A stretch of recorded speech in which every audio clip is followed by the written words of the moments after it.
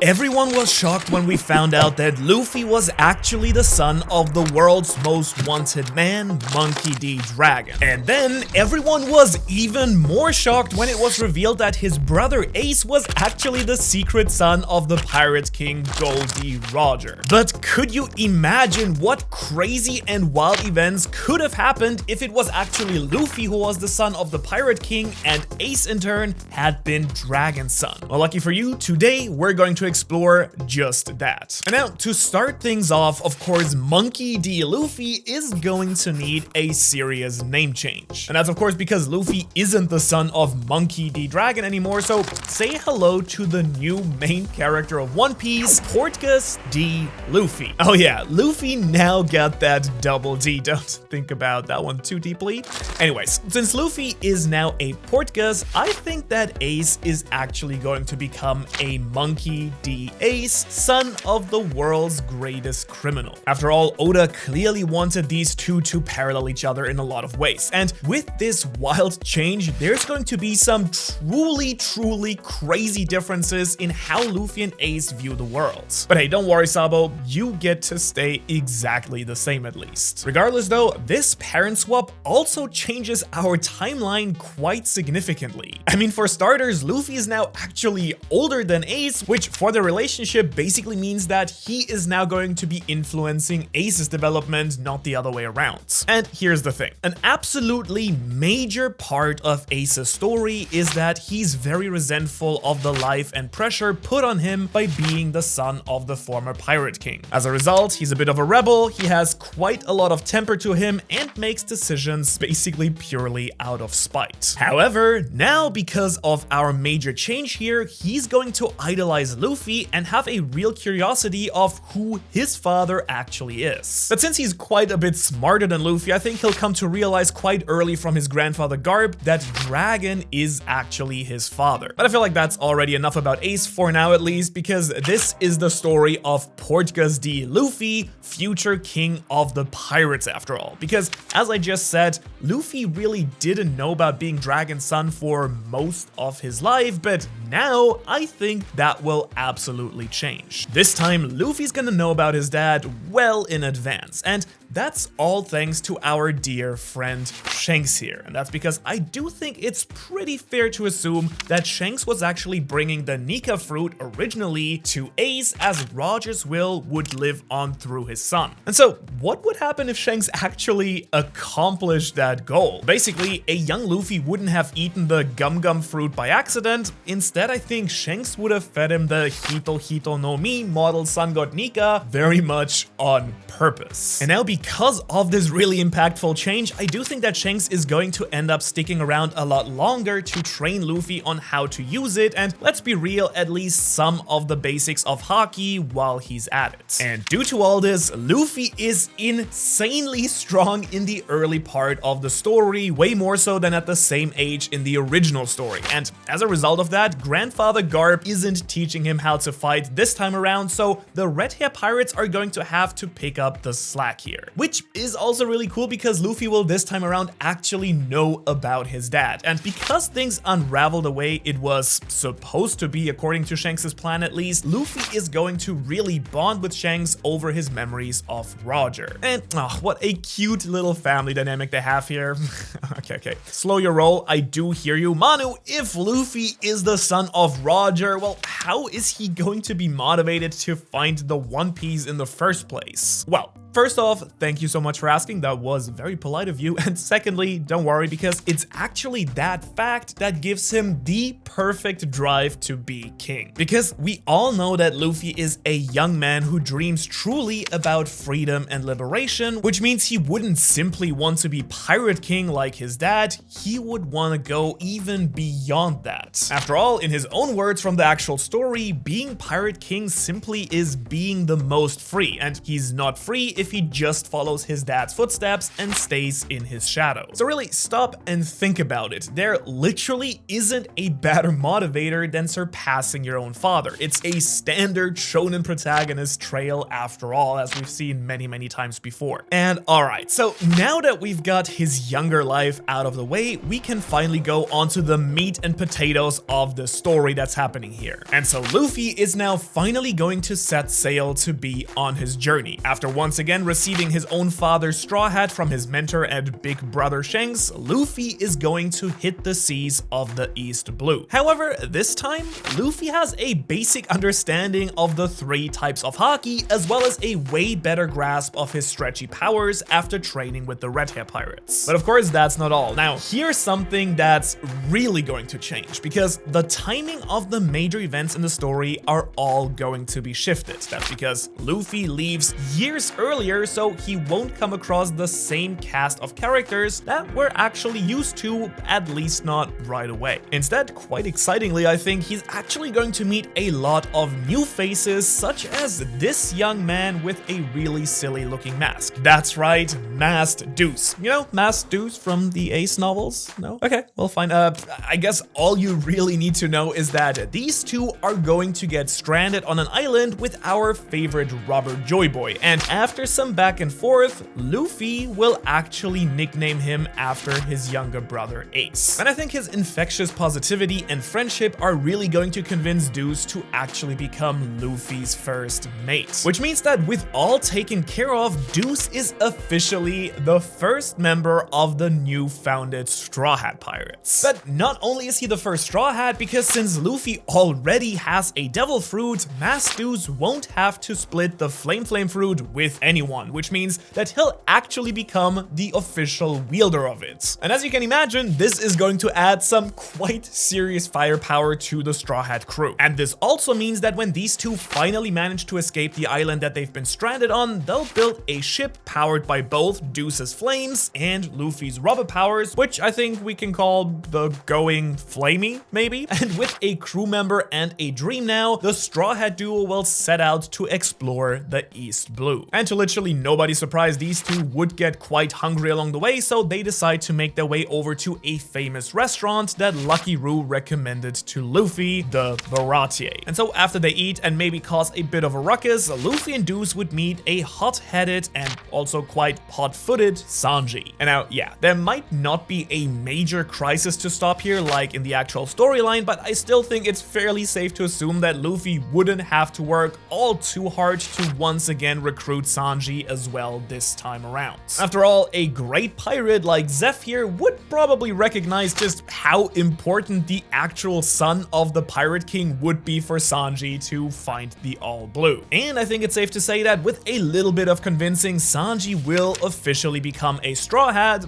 once again, but this time without Zoro there to butt heads with, and also a captain that will teach him the basics of haki. So this version of Sanji is going to be no joke, even though he is quite a lot younger. Anyways, the time has finally arrived. The Straw Hats are going to make their way into the Grand Line, and at Sabaody Archipelago, a place that Shanks mentioned to Luffy, they may actually meet a quite important ally here. I'm of course talking about the right hand of his father, Uncle Rayleigh. Now, what probably stays pretty close to the actual storyline is that Luffy will most likely have a quite similar conversation with Rayleigh about his dreams and why he's actually searching for the One Piece. Luffy getting really mad at Masked Deuce for even thinking about accepting Rayleigh's shortcut to Laugh Tale, of course, but in a crazy shift because of the, of course, increased marine presence, Luffy and Sanji are both into a bit of a tough bind here. With captain level marines hunting them down, the Straw Hats are actually kind of backed into a corner here. However, because of a couple pointers they were taught from Rayleigh, these two powerhouses will actually manage to awaken their advanced armament haki. As a result, they narrowly escape Sabaody and then make their way onto Fishman Islands. And as I'm sure you can tell by now, Luffy at this point is kind of ending up on a similar trajectory to Ace in the story, but don't worry, things are about to shift quite a bit. Because after learning about Whitebeard and Jinbei on Fishman Island, Luffy actually decides that his path to power is to become an Emperor of the Sea. And so then, in a true Luffy-like moment that would define the rest of his lifetime, Luffy would ask his right hand to light the flag of the Whitebeard pirates on fire. You might remember that Fishman Island was under the protection of Whitebeard, and Luffy has now officially declared war. This may seem a little bit out of character, but I do promise Luffy may have another motive for doing so as well. But we'll get to that in just a moment. For now, the Straw Hats are going to make it their goal to help Luffy fight the Emperors, so they make their way over to the land of Wano first, thinking that Kaido might be their best bet. Now, unfortunately for them, when they arrive, the big dragon isn't actually home, but as we know, someone else very important is. The son of Kaido, Yamato. Now, of course, it's no surprise though that Deuce would probably have to knock some real sense into Sanji for being his classy, flirty self. However, after this love mess, Luffy's going to put himself up against Kozuki Oden. Oh yeah, that's right. I forgot to mention, Luffy probably would have no idea that Yamato isn't actually Oden, and from the stories, Luffy would only know that Oden was a warrior who rivaled his father, Whitebeard, and Kaido in his prime. And so basically, due to Yamato saying she is Oden and that communication error, Luffy would decide that defeating Yamato would basically prove his strength and he could rival the Yonko. And so as a result, these two titans begin to clash, and their match is going to not bode well for Luffy at first because he's kind of outclassed by Yamato in just about every sense. But very much like his match with Kaido, Yamato is going to serve as a helping hand for Luffy to develop his strength of his toolkit. So yeah, I do hear you loud and clear, and I do agree. At first glance, it does seem crazy to imagine Luffy going toe-to-toe with Yamato, but you do have to remember what crazy teachers he has had up until this point. And also that a young Ace also had a quite similar clash with Yamato once upon a time in the official storyline as well. And now as a result, because of this duel leveling him up quite a lot, Luffy would have his first proper Conqueror's Haki clash as well, splitting the sky above Onigashima in a quite epic looking battle. And afterwards, you just know that once Yamato finds out about Luffy's goals and his heritage, Yamato will just have to join the crew. She won't take no for an answer, so it's time for Luffy to next recruit an incredibly powerful crew member to the Straw Hats. That's right, without Momonosuke to keep him around, Yamato ends up joining the Straw Hats. Which means that now another Conqueror's Haki user actually joins the crew, and because of that, Luffy's going to have more than enough time to develop his own Conqueror's Haki as well. I think it's pretty easy to imagine that Yamato and him would have pretty regular clashes, which will push Luffy to even greater heights than before. All of this, of course, in preparation for his challenge against Whitebeard. And with that, the stage has been set pretty nicely, I think. Luffy and his three commanders go to challenge Whitebeard directly, or at least that was the plan, until Jinbei stepped up to the plate and challenged Luffy first. You know, he would probably want to defend Whitebeard's honor and punish Luffy for burning his flag back at Fishman Island.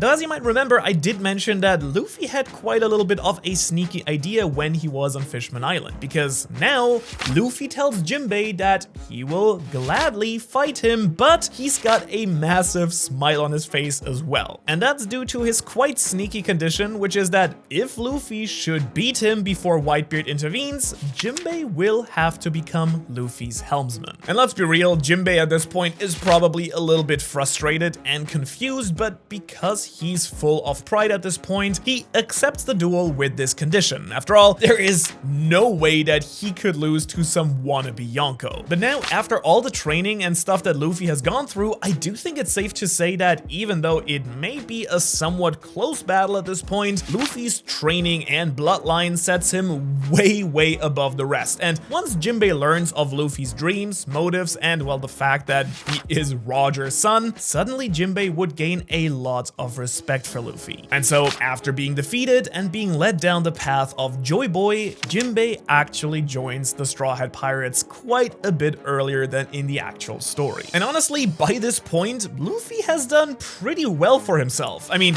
he's got a Logia fruit user, a Warlord of the Sea, and the son of another Yonko on his side, not to mention Sanji, who's, you know, doing his best at this point, I guess. But now, before they really have any time to plan their attack on Whitebeard, the old man decides to bring the fight to them instead. However, before Whitebeard could even make landfall, Luffy leaps at him while his three commanders pivot to handle Marco the Phoenix, Diamond Jozu, and Doma. And you just Just know that once Whitebeard sees Luffy's straw hat with that familiar big grin on his face, it's pretty safe to say that Whitebeard would get really fired up seeing his rival reborn. And now, after this climactic clash on the Moby Dick, the gap in their strength becomes quite clear. Even Luffy in his current state would be no match at all for the sheer powerhouse that is Whitebeard. And so it's at this moment, on the brink of death at the hands of the world's strongest man, that Luffy's heart would begin to pound really intensely, sinking to a rhythm unheard for centuries.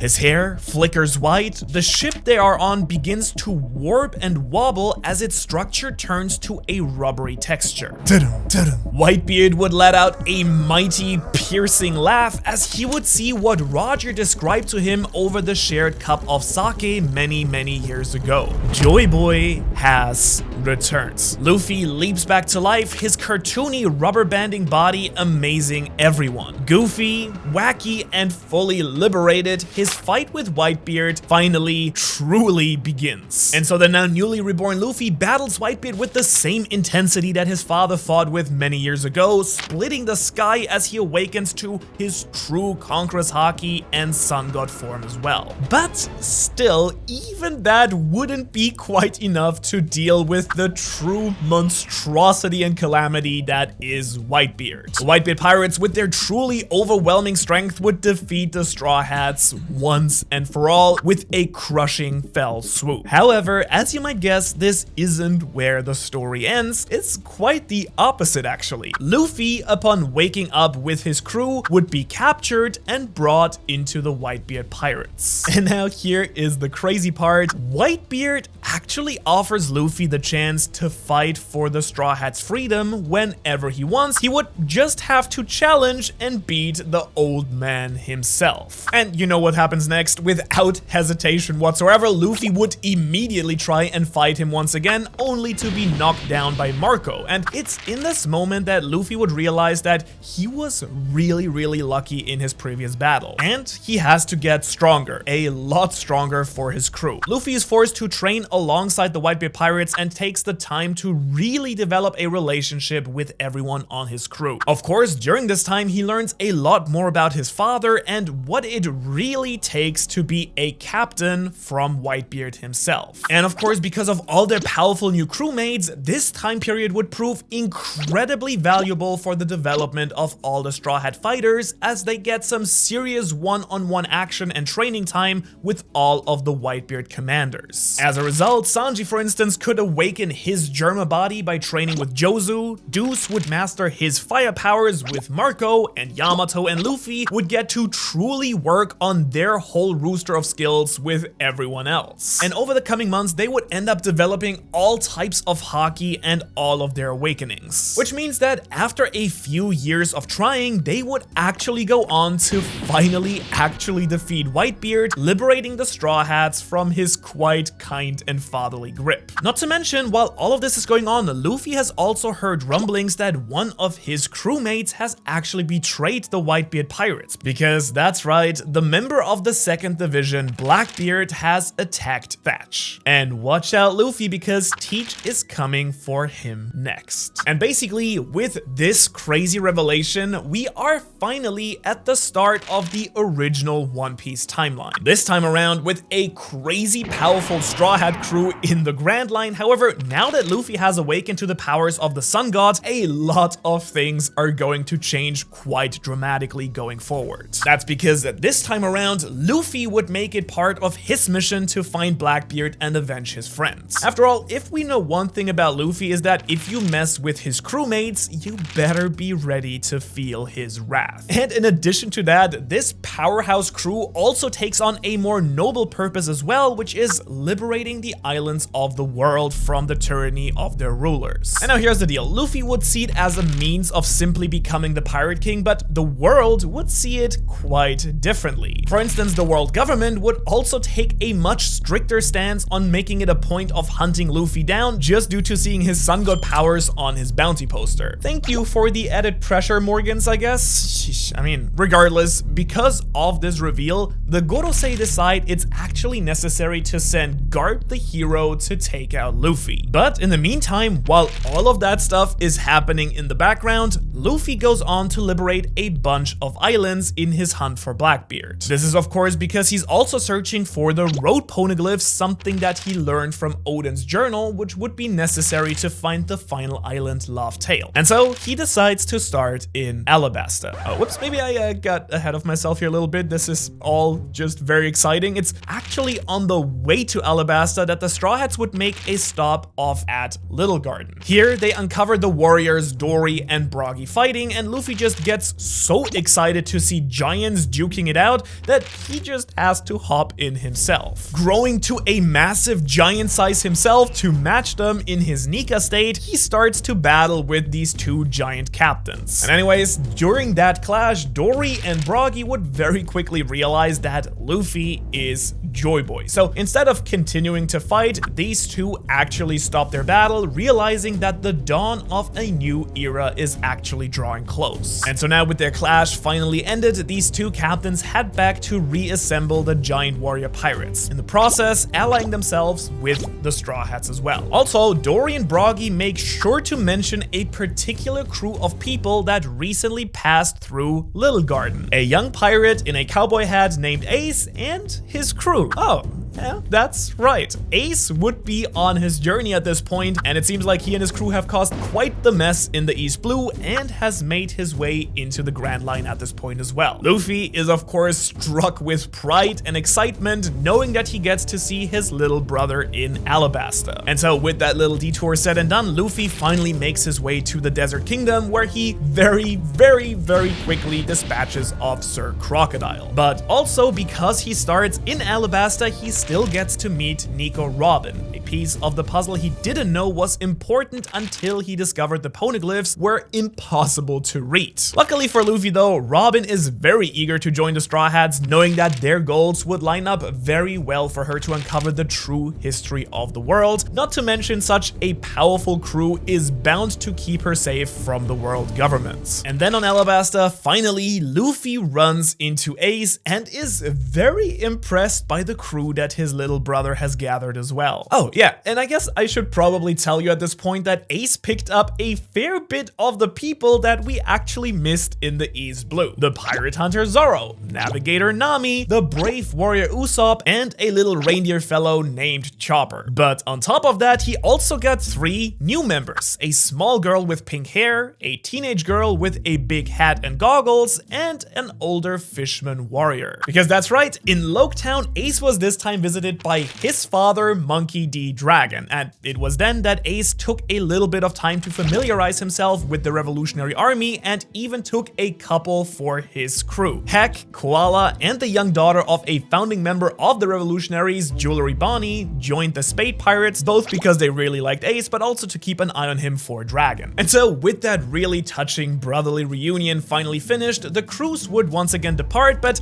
not until after Ace hears of Blackbeard's actions. And because of Blackbeard's little side hustle getting in the way of Luffy's journey, Ace actually decides that it may be of help for world peace for Luffy to keep liberating islands. Ace, after all, has learned of his father Dragon's motivations and definitely feels the same way. However, he does need someone to actually spark the revolution, and Ace thinks that Luffy may just be the perfect person to do that. So for that to happen and to be on the Whitebeard Pirates' good side, I guess, Ace and the Spade Pirates set out to take care of Luffy's enemy, Marshal D. Teach, even though Luffy is really against it and tells Ace not to. And oh yeah, this is great, what could go wrong? So with a new crew member Robin added, the Straw Hats would then make their way up to the Sky Islands, where they'd fight the the lightning god Enel. And admittedly, I think most of the Straw Hat crew members could probably take Enel out in their current states. But what's a lot more interesting is that once the Skypians discovered that Luffy is the sun god that they worship as well, it's basically game over for Enel anyways. That's because Luffy rallies the Skypians to take back what is theirs and knocks out Enel with little to no effort whatsoever, having forged a true alliance with the Skypians and Shandorans in the process. And so now, after making their way back down to the surface, Luffy and the crew head over to Water 7 to get some repairs, where they run into the man who has been hunting them all this time, Garp the hero. And of course, at this this point in this meeting, it's that Garp has to make a decision for himself. He can either ruin the safety of Water 7 in an attempt to clash with Luffy, or let him go so that he can just live on. But here's the thing, Garp did promise Luffy's father Roger that he would protect him. So with all of that racking around in his mind, Garp actually makes the call to let Luffy go, giving him a one-time pass as a final favor to his father. Which means that the real hunt begins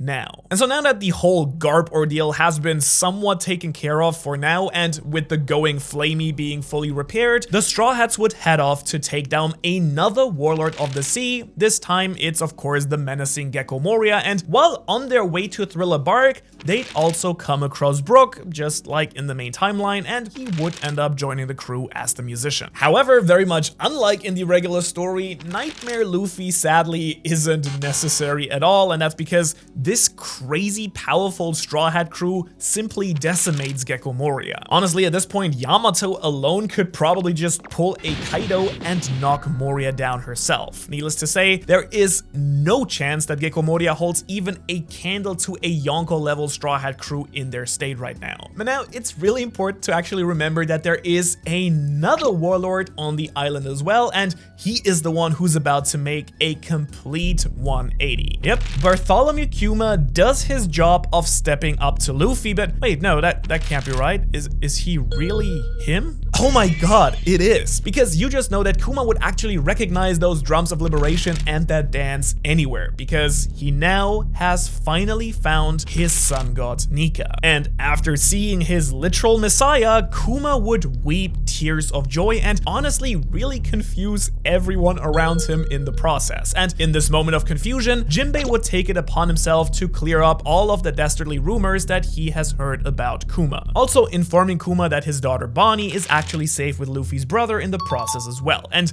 now with all of that said, Kuma would be broken by this level of happiness, begging to join the Straw Hats on their crusade, hoping to finally see Bonnie again soon. And of course, how could Luffy possibly deny another incredibly kind-hearted and very powerful Straw Hat member anyways? And so with that absolutely, let's be real, insanely powerful addition, Luffy's crew may truly be that of the Pirate King already, because I'm starting to think that there is actually no pirate who could actually stop him at this point. Unfortunately for him though, his next foes may no longer be pirates. Because you see, while all of this was happening on Thriller Bark, Luffy has received a message from the Spade Pirates, because it turns out that Ace, like in the real story, has clashed with Blackbeard and has been taken hostage. The crew is stranded and overheard Blackbeard's plan to get Ace executed for being the son of Dragon. And here we go again. This isn't looking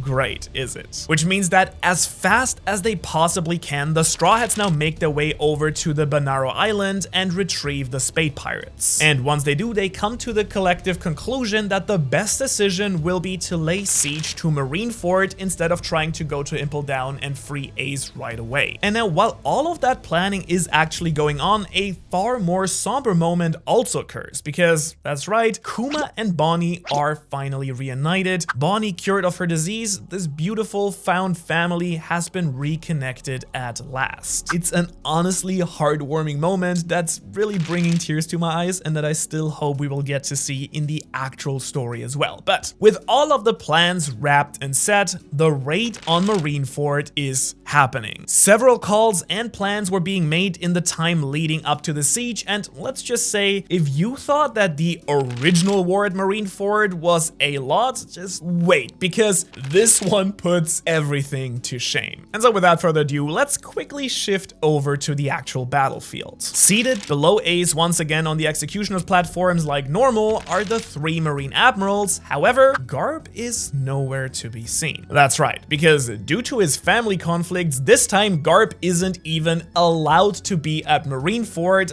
at least not initially. Instead, in his place are the remaining warlords and 5 incredibly powerful figures who haven't stepped foot on the surface in what seems like forever. That's because the 5 Elder Stars have actually stepped into the fray, expecting the Sun God to make his arrival. Which seems incredibly powerful, but Luffy also brings with him not only the Straw Hats, but a true army to rival all armies. Because the Straw Hats have made a few phone calls, and let's just say the groups arriving are nothing short of insane. That's because arriving alongside Luffy and the Straw Hats are the Spade Pirates, who of course have come to save their captain, and the Whitebeard Pirates, because when his son asks for help, Whitebeard will heed the call. Plus, you know, he gets to see his old pal Sengoku, I guess. On top of that though, are all of the various alliances that Luffy has made so far, liberating various kingdoms. Alabasta, the Giant Warrior Pirates, and the Skypians all make their way as well to Marineford to assist their Sun God in his massive battle. But wait, is that? No way. The Revolutionaries? Well, yeah, I mean, if you think about it, of course. Given our father switch, Dragon is known to protect his son, so of course, if Ace is being kidnapped and the Spade Pirates made their phone calls, Dragon would be in on this entire plan. In other words, this battle is for sure going to be a fight for the legends, but what could happen? Will Nika fight against the 5 Elders? That would be nice to see. Would the Red Hair Pirates and the Beast Pirates come to assist Luffy and Yamato? Germa enter to retrieve Sanji? I mean, the possibilities are truly endless at this point. All I really know is that Imu might have their work cut out for them as well, with a force like this raiding Marineford. And while this version of the Marineford clash may be the most titanic battle in the entire series, the biggest and craziest change is of course Luffy having fully awakened his devil fruit at this point already. And you can of course imagine that having Gear 5 Luffy is an absolute game changer to this war, and if you want to see just exactly how Joy Boy versus the Marines could turn out, you can watch this video on what would happen if Gear 5 Luffy was at Marineford right here. And believe me, you are not ready for that. With that being said though, thanks so much for watching, and if you enjoyed this video, please like, share, subscribe. I know it gets a bit annoying to hear, but